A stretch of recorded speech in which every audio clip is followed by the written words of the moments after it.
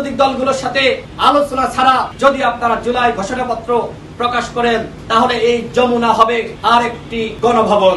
আমরা ডক্টর ইউনূসকে সর্বশেষ বলবো, আপনার হাতে আর যতদিন সময় আছে বিচার করেন, সংস্কার করেন, আপনি নির্বাচনের তারিখ ঘোষণা করেন। এই যে সরকারের 1 বছর অতিবাহিত হতে যাচ্ছে, 1 বছরে ডক্টর মোহাম্মদ ইউনূসের অর্জন কি? 1 বছরে দৃশ্যমান কতটুকু সংস্কার তারা করতে পেরেছে? 1 বছরে গণহত্যার বিচারে তারা কতটুকু ত্বরান্বিত হতে পেরেছে? এই 1 বছরে নির্বাচনের কতটুকু পরিবেশ তারা তৈরি করতে পেরেছে?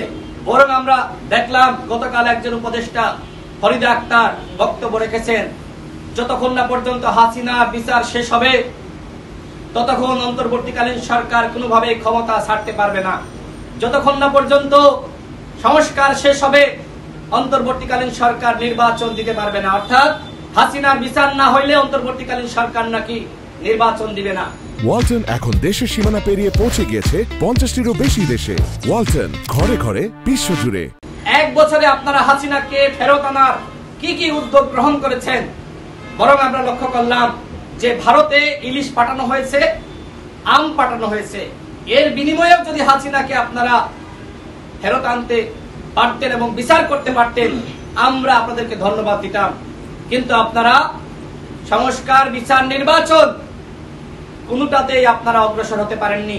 বরং 1 বছরে যদি অন্তর্বর্তীকালীন সরকারকে মার্কিং করতে হয় তাহলে 100 এর মধ্যে তাদেরকে 10 দিতে হবে, এর বেশি তারা পায়নি। হ্যাঁ, 1 বছরে পরিবর্তন হয়েছে, উপদেষ্টাদের পরিবর্তন হয়েছে। উপদেষ্টাদের এপিএস এর দুর্নীতি আমরা দেখেছি, আমরা পিওদের দুর্নীতি দেখেছি, এমনকি উপদেষ্টাদের কেউ কেউ আওয়ামী লীগের সম্পদ পাহারা দিচ্ছে, এটাও আমরা দেখেছি। আজকে সচিবালয় আওয়ামী লীগ, আজকে পুলিশের কোনো সংস্কার হয় নাই, আজকে দুর্নীতি বন্ধ হয় নাই, আজকে ঘুষ খাওয়া বন্ধ হয় নাই, রাহাজানি চাঁদাবাজি বন্ধ হয় নাই। এর দায় কার? এর দায় সরকারকে নিতে হবে। গণ অভ্যুত্থানের পরে 3 মাস দেখবেন প্রত্যেকটা রাজনৈতিক দলের মধ্যে সম্পর্ক ছিল, কিন্তু যখন ওই উপদেষ্টাদের পিএসরা এপিএসরা দুর্নীতি করা শুরু করলো, যখন নিয়োগের নামে, তদবিরের নামে, যখন সচিবালয়ের টাকার বিনিময়ে উপদেষ্টারা এবং তাদের কর্মকর্তারা নিয়োগ দেওয়া শুরু করলো, যখন ওই এনসিপির দরবেশ সালাউদ্দিন তানভীরদের নামে দুর্নীতির তথ্য আসলো, তখন কিন্তু সারা দেশে এক ধরনের অনিয়ন্ত্রিত অবস্থা সৃষ্টি হয়েছে।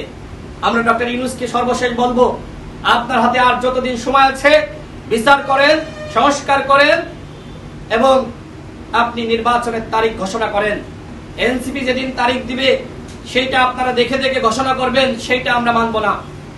আমরা মনে করি ঐক্যমতের ভিত্তিতে সংস্কার হতে হবে এবং আগামী 5 আগস্ট আপনারা যে জুলাই ঘোষণাপত্র প্রকাশ করতে যাচ্ছেন, রাজনৈতিক দলগুলোর সাথে আলোচনা ছাড়া যদি আপনারা জুলাই ঘোষণাপত্র প্রকাশ করেন তাহলে এই যমুনা হবে আর একটি গণভবন। আমরা আন্দোলন করেছি, সংগ্রাম করেছি, আমাদের সাথে বৈষম্য করবেন, আমাদের সাথে ইয়ারকি মারাবেন, আমরা সেটি মেনে নিব। আমি অন্যান্য দলগুলোকে বলবো, আপনারা সোচ্চার হন। আজকে যেভাবে ক্ষমতাকে কুক্ষিগত করা হয়েছে, একপাক্ষিক সরকার গঠন করা হয়েছে, আমরা দাবি করেছিলাম জাতীয় সরকার, আমাদের কথা রাখা হয়নি।